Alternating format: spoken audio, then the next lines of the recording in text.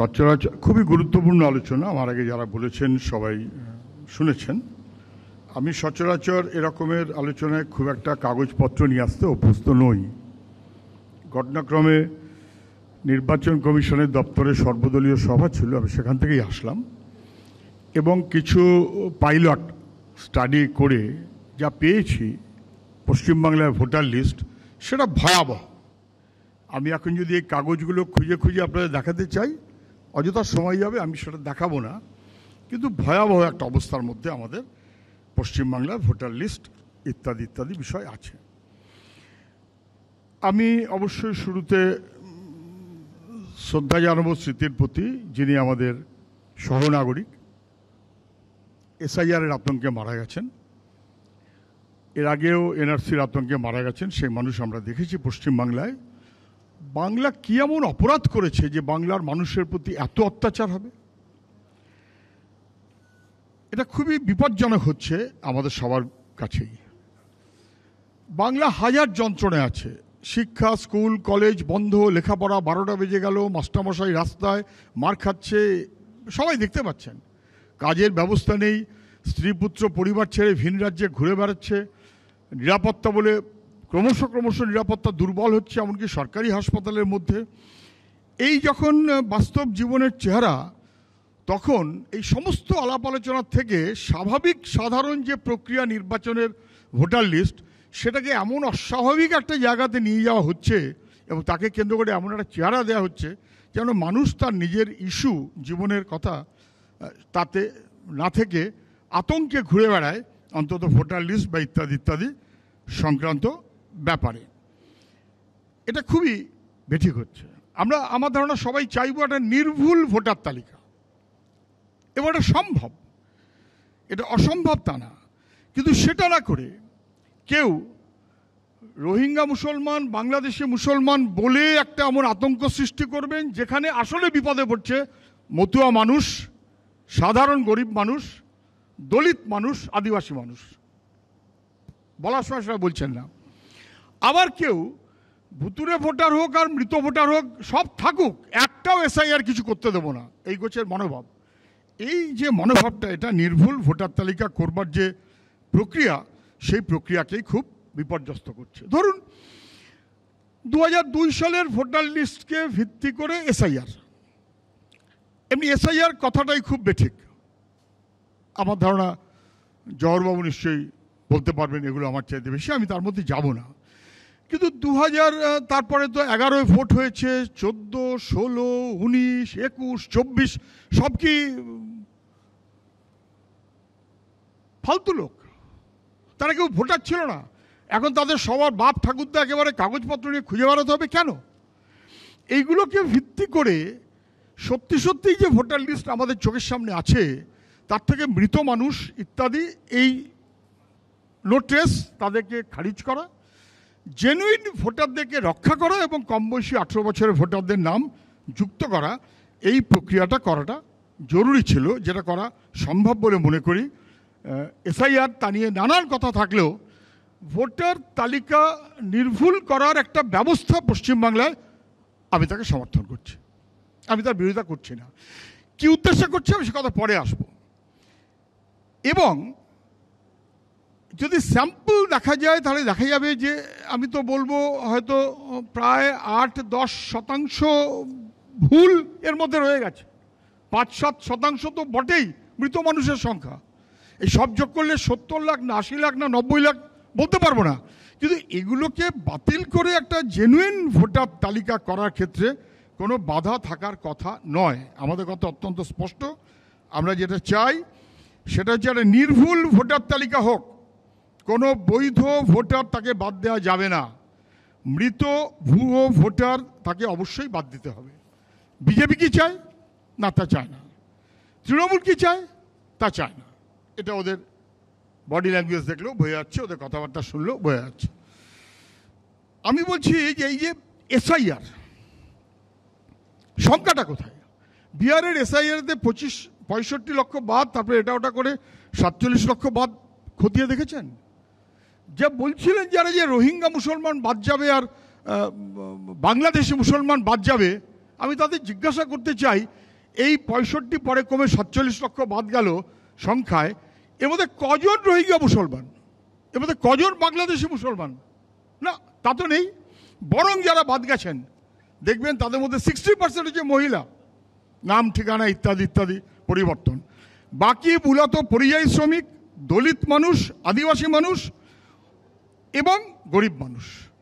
যত গরিব তত তার কাগজ কম, আর যত কাগজ কম তার মানে তার অস্তিত্ব নেই, সে গণতন্ত্রের প্রক্রিয়ার বাইরে চলে যাবে। প্রতিবেশীরা সবাই জানে এই জেনুইন লোক স্কুলে পড়েছে, কলেজে পড়েছে, ভোটার থেকেছে ইত্যাদি ইত্যাদি, বা তারপর কাজ পায়নি, ভিন রাজ্যে চলে গেছে, অতএব আউট। 3 বার নির্বাচন কমিশন গিয়ে তাকে খুঁজে পায়নি বলে এটা চলতে পারে না। আমি পশ্চিমবাংলার উদাহরণ দেব। বাল্মীকি আবাসন গড়িয়া, এই বাস স্ট্যান্ডের কাছে, পাটুলির পাশে। আমার ধারণা এখানে যারা আছেন অনেকেই চেনেন বাল্মীকি আবাসন। বাল্মীকি আবাসন আমার ধারণা তোমার কনস্টিটিউয়েন্সির মধ্যে ছিল। বাল্মীকি আবাসনে আমি গতকালকে গিয়েছিলাম। মেট্রো রেল তৈরি হবে বলে লোকগুলোকে এখানে সরিয়ে আনা হলো এবং তাদের বাড়ি করে দেওয়া হলো তৎকালীন সরকার। কিন্তু তাদের কাছে কি কাগজ আছে? স্কুল পাস নেই, সরকারি কাগজ নেই, যে যে কাগজ ওরা চাইছে সে কাগজগুলো নেই, বেশিরভাগ ক্ষেত্রে নেই। আছে মূলত আধার। আধার চলবে না, কোর্ট বলার পরেও কার্যত চলবে না মনোভাবে নির্বাচন কমিশন আছে, আমরা সবাই বুঝতে পারছি। ফলে আসলে কি এটা ভোটার তালিকা নির্ভুল করা, না জেনুইন ভোটারকে বিপর্যস্ত করে হেনস্থা করার ব্যবস্থা? এই কোয়েশ্চেনটা আমাদের সবার খুঁজে দেখাটা জরুরি। ধরুন যদি খুব সৎ উদ্দেশ্য থাকতো, আমি ধরে নিচ্ছি নির্বাচন কমিশন স্যান্টিফাইড সৎ উদ্দেশ্য নিয়ে করবে, তার ক্রেডিবিলিটি আছে, তার ক্রেডিবিলিটি থাকুক, আমরা চাই। এমনি ক্রেডিবিলিটি চলে গেছে, মহারাষ্ট্রে নির্বাচনের পর ক্রেডিবিলিটি চলে গেছে, কর্ণাটকের ভোটার তালিকার পর ক্রেডিবিলিটি চলে গেছে, স্টিল আমি চাই তাদের ক্রেডিবিলিটি থাকুক। আচ্ছা, এসআইআর 2002-এ যখন করা হলো, কোনো বেস ইয়ার ধরা হয়েছিল তার চাইতে 15 বছর আগের? না। এবার কেন 23 বছর আগের বেস ইয়ার? এনুমারেশনের ফর্ম ছিল 2002-তে? না, এবার এনুমারেশনের ফর্ম এবং তার যা পদ্ধতি ইত্যাদি ইত্যাদি হয়েছে। আমি আজকে মিটিংয়ে ছিলাম। 2002-এর আইন তো বদল হয়নি।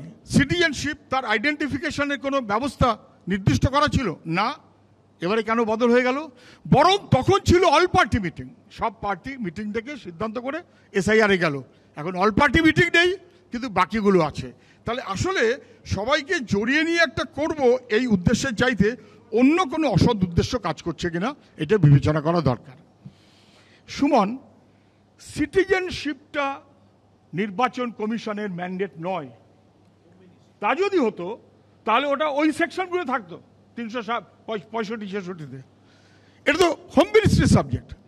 হোম মিনিস্টারটা লিস্ট করে দিক কারা অনুপ্রবেশকারী, অবৈধ, তাদের নাম কেটে দেবে, স্ট্রেট কেটে দেবে। কাজটা তো নির্বাচন কমিশনের না। তাহলে স্বরাষ্ট্রমন্ত্রী অমিত শাহ ফেল করে যাবেন বলে তার অত্যন্ত ঘনিষ্ঠ জ্ঞানেশ কুমারকে ইসিতে বসিয়ে নিজের ফেইলিয়ারটা ইসির ঘাড়ে ফেলে দিয়ে নির্বাচনের প্রক্রিয়া মানে গণতন্ত্রের প্রক্রিয়া মানে আমাদের সাংবিধানিক বিধি ব্যবস্থা তাকে সর্বনাশ করার এই অধিকার কেউ কাউকে দেয়নি। ধরুন আসাম এনআরসি, আর তো কোথাও এনআরসি এখনো পর্যন্ত আমাদের দেশে করার ব্যবস্থা হয়নি। আসাম, আচ্ছা, যারা আসামের এনআরসির তালিকাটা প্রকাশ করতে পারল না সিটিজেনশিপের, কবে থেকে? 2018 সালে 40 লক্ষ লোকের নাম বাদ গেছিল। সরকার খুব রেগে গেল। 19 সালে আবার তালিকা বেরোলো 19 লাখ, এবং তার দেখা গেল এই যে বলা হয়েছিল সব মুসলমান বাদ দেবো, অমুক করবো তমুক করবো ইত্যাদি ইত্যাদি, ওরা অনুপ্রবেশকারী, এরা শরণার্থী। 6 বছর হয়ে গেল 19 সালের পর, আজও পর্যন্ত এই 19 লক্ষ বাদ যাওয়ার এনআরসি সেটা কি সরকার গ্রহণ করতে পেরেছে? মানে আমাদের দেশের সাংবিধানিক ব্যবস্থা কি গ্রহণ করতে পেরেছে? না তো, পারেনি তো। বরং দেখা যাচ্ছে মুসলমান বাদ দেওয়ার চাইতে যারা বলেছিল হিন্দু মানুষ বাদ গেছে 13 লক্ষ, অতএব বাদ, অতএব বন্ধ, করতে পারলো না। তাহলে তুমি 6 বছর ধরে নির্বাচন কমিশনকে ঘাড়ে ফেলছো, নিজেকে করতে পারলে না, নির্বাচন কমিশনের ঘাড়ে ফেলে বাংলা মানুষকে ব্যতিব্যস্ত করছো কেন? ধরুন ডি ভোটার আসাম, ফরেন ট্রাইব্যুনালে ডিভোটার তালিকা গেছে 2,42,000, মানে ওদের পপুলেশনের 0.8%, মানে ভোটারের 0.8%। এই 2,42,000-এর মধ্যে ফরেন ট্রাইব্যুনাল এই এত খেটে খুঁটে কোটি কোটি টাকা খরচ করে বোধহয় 40,000 নাম বার করতে পেরেছে, হুইচ ইজ ম্যাক্সিমাম 15-16%। তাহলে 15-16% অফ 0.8%, আমি ধরে নিচ্ছি 1%-এর, তাহলে 0.15% বা 0.16% বা 0.14%, 10,000 লোকের মধ্যে 14টা লোক আইডেন্টিফাই করার জন্য 9,994 সাধারণ মানুষকে আমি হেনস্থা করেছি। এই রাইট কারুর আছে? সুমন ঠিক বলেছে তো, একজনের জেনুইন ভোটারের নাম তো বাদ দেওয়া যায় না। তাহলে ওখানে তুমি করতে পারলে না, গভর্নমেন্ট, স্বরাষ্ট্রমন্ত্রক, তুমি এখানে নির্বাচন কমিশনের ঘাড়ে ফেলে দিয়ে বাংলার মানুষকে বিপদে ফেলবে, এটা তো কখনো হয় না। ফলে এসআইআর এর নাম করে, আমি এসআইআর এর পক্ষে নির্ভুল ভোটার তালিকা করার জন্য, কিন্তু এসআইআর এর নাম করে তুমি যা করতে চাইছো আমি তার বিরুদ্ধে। কি করতে চাইছো? পশ্চিমবাংলায় কি কি কথা হচ্ছে? 1,20,00,000 রোহিঙ্গা মুসলমান বাদ যাবে, বাংলাদেশি মুসলমান বাদ যাবে, ভবিষ্যতে সবার সঙ্গে সবার দেখা হবে। এই তালিকার আশপাশে কোনো গল্প নেই। বাংলাদেশের পপুলেশনের সঙ্গে আপনি এখানকার পপুলেশনের ইনক্রিজ ডিক্রিজ মেলালেও আপনি অঙ্ক মেলাতে পারবেন না। বরং মুসলমান মানুষকে ভয় দেখাবার নাম করে রাজনৈতিক ফায়দা তোলার জন্য বিজেপি যে কাজটা করতে চাইছে, আসলে সেটা বিপর্যস্ত করছে আমাদের, আমি আবার রিপিট করছি, মতুয়া, গরিব মানুষ, একটু সময় ভাই আজকে আমার লাগবে, দলিত মানুষ ইত্যাদি, তাদেরকে বিপদে ফেলছে। এটা যখন বুঝে গেছে, এটা কে বুঝেছে? বিজেপি বুঝেছে। সেই কারণেই তো বিজেপির মন্ত্রী শান্তিটা গিয়ে হাজির হয়েছে, সিএএ ক্যাম্প করছে, এসআইআর এর নাম বাদ চলে যাবে। ভাই আমি কিন্তু আছি, তখন একটা খ্যাপলা জাল ফেলবো, তোমায় তুলে নিয়ে এসে আমার ঘরে বসিয়ে দেবো, তুমি আমার অনুগৃহীত থেকো, আমার প্রতি লয়াল থেকো, তোমাকে ঠেলে লাথি মেরে জলে ফেলে দেবো, তুমি সারতে পারবে না, মরে যাবে ভাব, আবার টেনে নিয়ে আসবো, আমি মহান, আমি বিজেপি। এই গোছের যে মনোভাবটা করা হচ্ছে, এইটা কখনোই মেনে নেওয়া যায় না। বিজেপির একটা পলিটিক্যাল প্রজেক্ট করা হচ্ছে। যদি শুধু এমনটা হতো, আমি তার সঙ্গে একমত নই, যদি শুধু এমনটা হতো যে মুসলমান অত অনুপ্রবেশকারী, হিন্দু তো অনুপ্রবেশকারী না 2024, তাহলে মুসলমান অনুপ্রবেশকারীদের বাদ দেওয়ার জন্য আমি করছি, তা যদি হতো, জওহরদা নিশ্চয়ই একমত হবেন, তাহলে এই সমস্ত লোকের এনুমারেশন ফর্মের দরকারটা কি ছিল? তাহলে যাদের ম্যাচ হলো না, শুধু মুসলমান লোকগুলোকে একটা করে ফর্ম দিয়ে দিলেই হতো, বোঝা যেত, কাজটা অনেক সহজ হতো। কিন্তু ওরা জানে এটা গল্পটা আসলে গরিব মানুষের বিরুদ্ধে বিজেপির যুদ্ধ ঘোষণার অংশ, এবং সেই কারণেই এর বিরুদ্ধে রুখে দাঁড়ানোর কোনো বিকল্প নেই। ধরুন আপনি আমরা সবাই 5 বার 7 বার 10 বার ভোট দিয়েছি, 24-এ দিয়েছি, 21-এ দিয়েছি, তার আগে দিয়েছি, এই সব ভোটগুলো ফালতু, শুধু 2002। বাকি ভোটগুলো, আজকে আমাদের নির্বাচন কমিশনে যে মিটিং ছিল, আমরা প্রস্তাব করেছি যে 2002-এর সঙ্গে যদি নির্ভুল ভোটার করতে হয়, কেউ আপত্তি করেনি, সবাই হ্যাঁ বলেছে, পরে কে কী করবে আমি জানি না, মৃত মানুষ ইত্যাদি বাদ দিতে হবে। আর মৃত মানুষ বাদ দেওয়ার তো কোনো প্রবলেম নেই। আমি আমি আমি একটা গ্রামের লোক বসাই, যাদবপুর 150, একটা স্যাম্পল, গত এই 1 বছরে কোন ওই কী বলে পিনকোড অনুযায়ী দাস টাইটেল কজন মারা গেছে, ঘোষ টাইটেল কজন মারা গেছে, কোন পিনকোডে, এই তালিকা তো আমার কাছেই আছে, নেটে অ্যাভেলেবেল। নির্বাচন কমিশন কেন সেটাকে ব্যবহার করতে পারছে না? রাজ্য সরকার কেন সেটার ব্যবস্থা নিচ্ছে না? ফলে আসলে আইডিয়াটা এটা নয় যে নির্ভুল ভোটার তালিকা করব, এবং সেই কারণে বরঞ্চ এটা দেখাই যাচ্ছে যে এই এমন একটা ব্যবস্থা করা হচ্ছে যেখানে অযোগ্যদের খুঁজে বার করার কাজ না, যোগ্যদের হেনস্থা করাটা কাজ, এবং সেই কারণে এটা মেনে নেওয়া যায় না। 11টা কার্ড, তার সঙ্গে 12 নম্বর আধার ওদের অনেক আপত্তি। আচ্ছা, আধার সব জায়গাতেই চলে, ব্যাংকে, ট্রেনে, প্লেনে টিকিট কাটতে, এখানে সেখানে, সব জায়গায় যেটা অ্যালাউড, এখানে সেটা অ্যালাউড না। নির্বাচন কমিশনকে জিজ্ঞেস করেছিলাম, ওই 11-12 নম্বরে আধারের পাশে লেখা আছে এটা নাগরিকত্বের জন্য প্রযোজ্য নহে, ঠিক, বাকি 11টা নাগরিকত্বের জন্য প্রযোজ্য। তো প্রধানমন্ত্রীর certificate, whole political science MA allowed, school certificate তো অ্যালাউড, ওই যে কি বলে সেই বিদেশে কোন ইউনিভার্সিটি মুখ্যমন্ত্রী আমাদের ইস্ট জর্জিয়া, সেই সার্টিফিকেট অ্যালাউড। তাহলে প্রধানমন্ত্রী মুখ্যমন্ত্রী তারা বেঠিক কাজ করে, ভুল অন্যায় বেআইনি কাজ করবেন, আর গরিব লোক খালের পাড়ে থাকে তাকে আমি হেনস্থা করব, এই জিনিস কখনো মেনে নেওয়া যায় না। আমি সেই কারণে কথাটা না বাড়িয়ে গুটিয়ে আনছি এইভাবেই। দেখুন, আজকে আমরা যে মিটিংটা হয়েছে, কার্যত সেক্ষেত্রে যেটা সহমত হয়েছে, অন্তত অ্যাপারেন্টলি, যে 2002-এর পর 7, 11, 17, 22 ইত্যাদি এই ভোটার লিস্টগুলোকে কাউন্ট করা হোক। আমি বলবো আমাদের গোটা স্টেট আমাদের একমত হওয়া উচিত, আমরা নির্ভুল ভোটার লিস্ট চাই, মানুষের উপর হেনস্থা নয়। এবং সেই কারণে আমি আপনাদের মারফত জানাতে পারি, যে কোনো মানুষ যদি অসুবিধা বোধ করেন আমাদের কাছে, পার্টি ছোট হোক আর মাঝারি হোক, এই সমস্ত ভোটার লিস্ট থাকবে। যে অসুবিধা বোধ করবেন আমাদের পার্টি দপ্তরে, আমরা কার্যত তার জন্য একটা অধিকার রক্ষা ভোটার তার আমরা ক্যাম্প করব, পার্টি দপ্তরে, বাইরে না, রাস্তায় না, বিজেপির মতন না। এবং বলবো যে যারা কাজ দিতে পারে না, যারা শিক্ষা দিতে পারে না, যারা নিরাপত্তা দিতে পারে না, ভাত দেবার কেউ না, তুমি কিল মারার গোসাই, একটা ভোটার লিস্ট গণতন্ত্র মানে আমার অধিকার, মানে আমার অস্তিত্ব, মানে আমার শক্তি, তাকে তুমি কেড়ে নেবে, এই জিনিস কখনো চলে না। আমার শেষ কথা হচ্ছে, দেখুন আমি উদ্বাস্তু পরিবারের সন্তান, আমি গ্রামে থাকি, কৃষিজীবী পরিবারকে দেখি, তাদের কাছে দুনিয়ার কাগজ এই যদি খুঁজে বেড়াই কি দাঁড়াবে?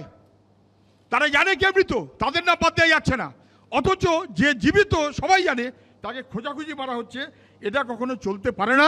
সবাই আসুন একমত হই, মৃত মানুষের নাম বাদ, ডাবল এন্ট্রি ট্রিপল এন্ট্রি বাদ, যারা নো ট্রেস বাদ, যোগ্য যারা তাদেরকে হেনস্থা করা যাবে না, 18 বছর বয়সের যারা তাদের ভোটার লিস্টে নাম যুক্ত করতে হবে, এটাই আমাদের মনোভাব হওয়া উচিত। মুচলেকা দেওয়া সাভারকারের পার্টির কাছে বাংলার মানুষ তারা তাদের গণতান্ত্রিক বোধ অথবা দেশপ্রেম বিকিয়ে দিতে রাজি না, এটা খেয়াল রেখে সবাইকে চলতে হবে। ধন্যবাদ।